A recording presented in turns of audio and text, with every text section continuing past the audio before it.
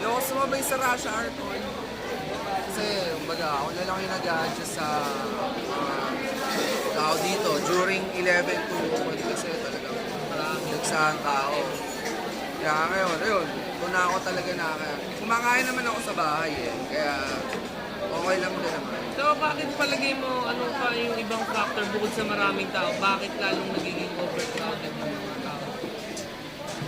Unang-una, beach mabagal yung service dito. Mabagal talaga yung mga Pag sabay-sabay, syempre, sayang.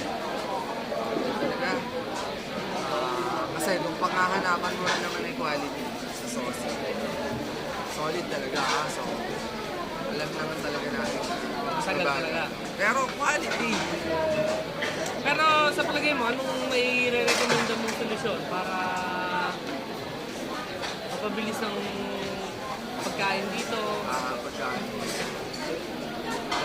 Hindi magsiksikan ng mga tao. Ito, mag-adjust na lang mo iba na kumain na sa bahay. Sumabay sa ano. Noon. Hindi naman lahat mag-adjust pa. Paano, Mr. David? Salamat. Oy, salamat!